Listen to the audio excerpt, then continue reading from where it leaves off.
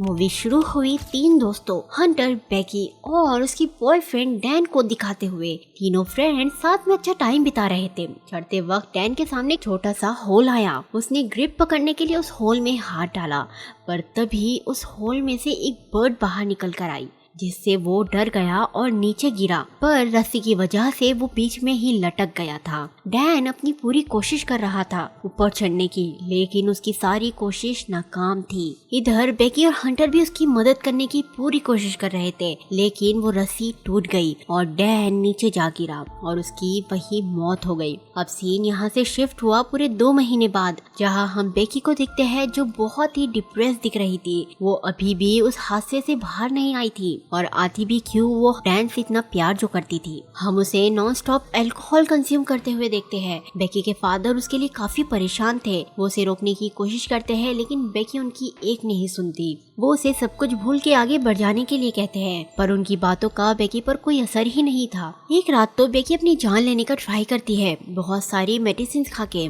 जैसे ही वो ये करने वाली थी, उसे हंटर का फोन आया। बहुत ही दिनों बाद अगले दिन हंटर उसके घर आई और उसे बताया कि वो B67 टीवी टावर पर चढ़ने का प्लान कर रही है और उसे बेकी को भी साथ ले जाना था। हंटर बेकी को कन्विंस करने का ट्राई कर रही थी, लेकिन बेकी जो कि अभी भी उस इंसिडेंट से डरी हुई थी, वो उसे मना करती है। अगले दिन उसे डैन के साथ बिताया हुआ टाइम याद आता है, तो वो अपना माइंड चेंज कर लेती है, ये कह के कि वो ये सब डैन के लिए करेगी। कुछ देर बाद वो दोनों अपनी जर्नी की ओर निकल गए। रास्ते में बेकी हंटर के फोन में ओल्ड पिक्चर्स देखती है। वो एक पिक्चर में हंटर के कंधे पर एक आदमी का हाथ नोटिस करती है। उसने इस बारे में हंटर से पूछा, पर हंटर ने कुछ ज्यादा नहीं बताया और बात को टाल दिया। तभी बेकी के फोन पर उसके फादर का कॉल आया, पर उसने उसे इग्नोर कर दिया। लंबी ड्राइव के बाद वो दोनों एक मोटेल पर रुके। रात गुजारने के लिए डिनर करते वक्त हंटर ने बेकी को बताया कि अब वो फुल टाइम ब्लॉगर बन चुकी है और उसे इससे अच्छे खासे पैसे भी मिलते हैं। फिर वो दोनों खिड़की से बाहर उस टीवी टावर को नोटिस करते हैं, जो कि 4th टॉलेस्ट टावर था यूनाइटेड स्टेट्स में। अगली सुबह उन्होंने वापस अपनी जर्नी स्टार्ट की। हंटर ने अपनी व्लॉगिंग भी स्टार्ट कर दी थी और अपने व्यूअर्स को उस 2000 फुट बड़े टावर के बारे में बताने लगी। व्लॉगिंग करते हुए वो इतना खो गए थे कि उन्हें सामने से आने वाला ट्रक भी नजर नहीं आया और वो उससे टकराते हुए बार बार बचे। कुछ देर बाद वो उस टावर के एरिया में पहुंचे, जहां उन्हें एक गेट मिला जो कि बंद था। उस पर डेंजर का साइन भी बना हुआ था। इसके बावजूद वो दोनों अपनी कार छोड़ के चल के जाने का डिसाइड करते हैं।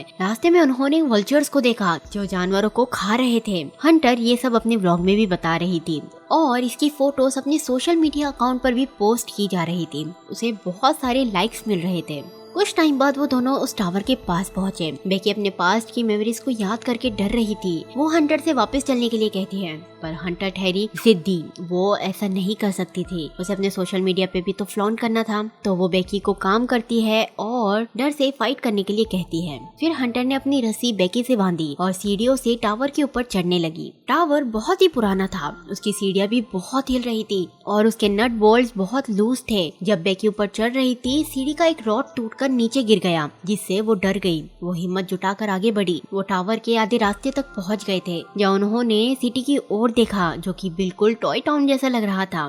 थोड़ी देर ब्रेक के बाद उन्होंने अपनी जर्नी दोबारा शुरू की। वो अब तक 1800 फीट पूरे कर चुके थे। अब उन्हें सिर्फ 200 फीट पूरे करना था। बेकी बहुत डरी हुई थी, वहाँ की हवा, ऊंचाई और टावर की हालत की वजह से। उसने हंटर को एक और बार वापस चलने के लिए कहा, पर हंटर उसे चलते रहने के लिए कहती है। थोड़ी देर बाद उनके सामने एक डिस्क आया, जिसकी वजह से उन्हें सीढ़ियों की साइड से जाना पड़ेगा। हंटर बहुत ही आसानी से उससे गुजर गई और फिर वो बेकी की हेल्प करती है उसे चढ़ने में। जैसे जैसे वो ऊंचाई पर जा रहे थे, हवा और भी तेज हो रही थी, जिससे बेकी को और डर लग रहा था। ये चीज हंटर ने नोटिस की। वो थोड़ी शरारत करने के लिए बेकी को और डराती है सीढ़ियों को हिला के, जिससे उस सीढ़ी का नट बोल्ट निकल कर नीचे गिर गया। पर फॉर्चुनेटली इसका सीढ़ी पर कोई असर नहीं हुआ और वो दोनों आगे बढ़ते रहे। ऊपर पहुंचते पहुंचते एक और नट बोल्ट गिर गया। आखिरकार वो दोनों उस टावर के ऊपर थे। ऊपर पहुंचते ही उन्होंने फोटोज और वीडियोस निकालना शुरू किया, पर अभी भी हंटर सेटिस्फाइड नहीं थी। इसीलिए वो ड्रोन निकालकर उसका कंट्रोल बेकी को देती है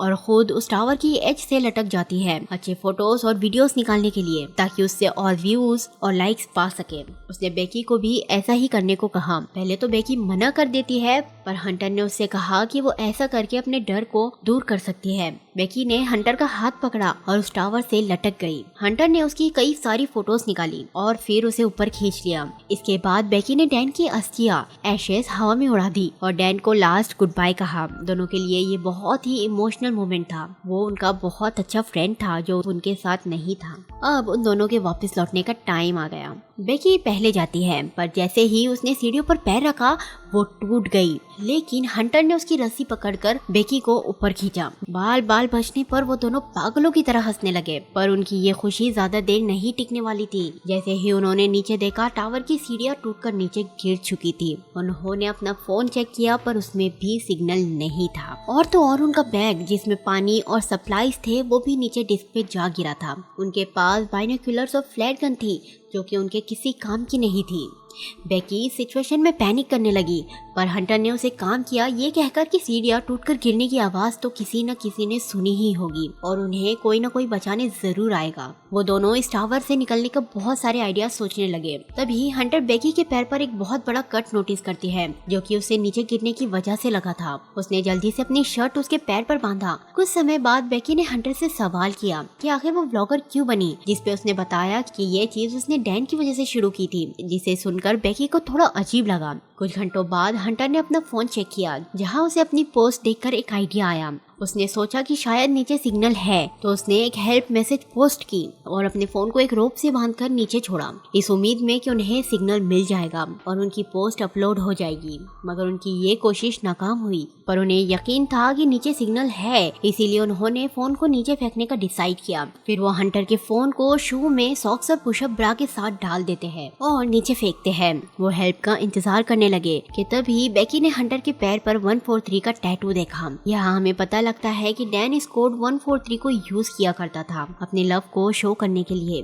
थोड़े टाइम बाद हंटर ने टावर के नीचे एक आदमी और डॉग को नोटिस किया। इसे देख वो हेल्प के लिए चिल्लाने लगी, पर इससे कुछ फर्क नहीं पड़ता। हम देखते हैं कि हंटर का फोन नीचे गिरकर टूट चुका था, मतलब उसका प्लान फेल हो गया था। जैसे ही वो आदमी वहाँ से जाने लगा, बेकी ने अपने दोनों शूज नीचे फेंके ताकि उस आदमी की नजर उन पर पड़े, पर ऐसा नहीं होता। फिर वो फ्लैट गन निकाल कर यूज करने लगी, पर हंटर ने उसे रोका ये कहकर कि अभी सुबह है तो वो आदमी से नोटिस नहीं कर पाएगा। तभी वो एक और आदमी को नोटिस करते हैं। वो दोनों पार्टी करने के लिए वहाँ आए थे, तो वो रात में फ्लैट गन को यूज करने का सोचते हैं। अब रात हो गई थी। बेकी ने फ्लैट गन को शूट की। फॉर्चुनेटली उन दोनों आदमियों ने फ्लैट को नोटिस किया और उन दोनों को भी, जो हेल्प के लिए वेव कर रहे थे। वो जल्दी से हंटर की कार के पास पहुंचे। इसे देखकर हंटर और बेकी बहुत खुश हो गए, मगर उनकी मदद करने की जगह वो दोनों उनकी कार लेकर भाग गए। इससे बेकी और हंटर को बहुत बड़ा धक्का लगा और वो दोनों बहुत मायूस हो गए। बाद में बेकी ने हंटर से उसके टैटू के बारे में पूछा, जिसमें हंटर रिवील करती है कि उसका और डैन का अफेयर चल रहा था,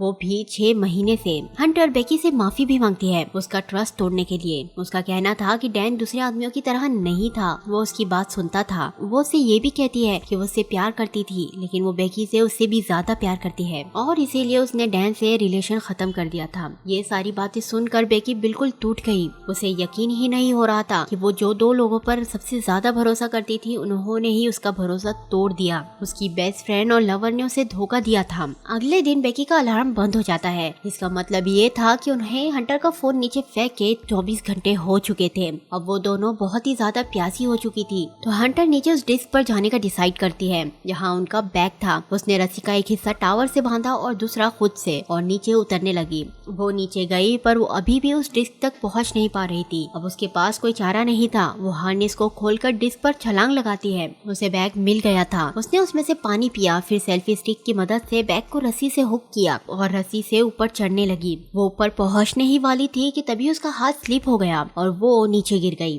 बेकी की हार्ट बीट तेज हो गई थी। उसने नीचे देखा तो उसकी सांस में सांस आई। हंटर अभी भी बैग से लटकी हुई थी, लेकिन उसका हाथ इंजर्ड था, इसीलिए बेकी अपनी पूरी ताकत लगाकर उसे ऊपर खींचती है। थोड़ी देर बाद बेकी ने एक हेल्प नोट लिखा और उसे ड्रोन के जरिए मोटेल तक पहुंचाना चाहा, पर अनफॉर्चुनेटली ड्रोन ज्यादा दूर तक नहीं पहुंच पाता। उसकी बैटरी लो थी। अब एक और बार फेल होने के बाद उनकी उम्मीद टूटने लगी थी। रात में बेकी को एक बहुत ही बुरा सपना आया जिसमें वल्चर्स हंटर को खा रहे थे। अपने पर उसे पता लगा कि ये सिर्फ एक नाइटमेयर था। अगली सुबह बेकी नोटिस करती है कि वो ड्रोन को टावर की लाइट से चार्ज चार्ज कर सकती है, इसीलिए वो टावर के पोल से ऊपर चढ़ने लगी और ड्रोन को चार्ज करने लगी। लेकिन उसका चार्जर लूज था, इसीलिए उसे चार्ज होने तक ऐसे ही पकड़ के रखना पड़ेगा। बहुत ज्यादा हीट और वल्चर्स के अटैक के बावजूद बेकी ने उसे पकड़े रखा, पर इसी बीच उसका बैग नीचे गिर गया था। थोड़ी देर बाद ड्रोन फुल्ली चार्ज हो गया। अब बेकी नीचे आ जाती है। अब उसने ड्रोन को मोटेल की तरफ लॉन्च किया, लेकिन जैसे ही वो वहाँ पहुँचने वाला था, एक ट्रक उससे टकरा गया और ड्रोन पूरी तरह डिस्ट्रॉय हो गया। इसे देख वो दोनों बहुत ही मायूस हुए। उनकी सारी उम्मीदें खत्म हो गई थी।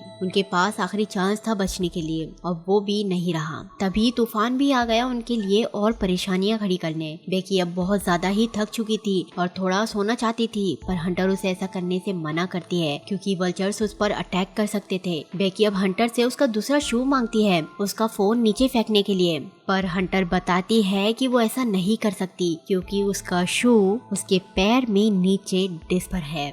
और यहाँ हमें पता लगता है कि हंटर उस बैग को नहीं पकड़ पाई थी जब वो नीचे गिरी थी। वो डिस्क पे जा गिरती है और उसकी जगह पर ही मौत हो गई। बेकी ने सिर्फ बैग को ही ऊपर खींचा और वो इस पूरे टाइम हंटर को सिर्फ हेलुसिनेट कर रही थी। बेकी के लिए ये बहुत ही ज्यादा शॉकिंग था। बेकी ने स्टॉर्म को सरवाइव कर लिया। उसने अपने फादर के लिए एक वीडियो मैसेज भी रिकॉर्ड किया जिसमें वो घर वापस लौटने की विश करती है। दूसरी तरफ हम उसके फादर को भी देखते हैं जो उसके लिए कंसर्न थे। अगले दिन एक वल्चर सोती हुई बेकी के जख्मों को खाने लगा। बेकी ने उस वल्चर को पकड़कर एक मेटल के सरफेस पर दे मारा जिससे वो मर गया। अब सरवाइव करने के लिए वो उस वल्चर के फ्लैश को खाती है। अब थोड़ी एनर्जी आने पर उसने अपने आप को रोप से बांधा और नीचे जंप किया जहाँ हंटर की बॉडी पड़ी हुई थी। फिर उसने अपने फोन से उसके फादर को मैसेज किया और हंटर के शू में डाला। इस बार वो शू को हंटर की बॉडी में डालकर नीचे फेंक, जिससे ये काम कर गया। अब रात होने पर बेकी के फादर को उसका मैसेज रिसीव हुआ। वो फौरन 911 को फोन करते हैं और जल्दी से उस इंसिडेंट की जगह पहुंचते हैं जहां उन्होंने पुलिस को एक डेड बॉडी ट्रांसफर करते हुए देखा, जिससे वो रोने लगे। पर तभी उन्हें दूसरी तरफ बेकी खड़ी नजर आई जो सही सलामत थी और जिंदा थी। वो दोनों एक दूसरे को देखकर बहुत खुश थे और एक दूसरे को गले लगाकर रोने लगे और ये मूवी यही खत्म हो जाती है। तो दोस्तों, हमें इससे क्या सीख मिलती है कि अपनी बेवकूफ फ्रेंड्स की बातों में आकर किसी को भी बिना बताए कहीं ना जाए। चलिए दोस्तों, आज की वीडियो में बस इतना ही। मैं मिलती हूँ आपसे अगली वीडियो में।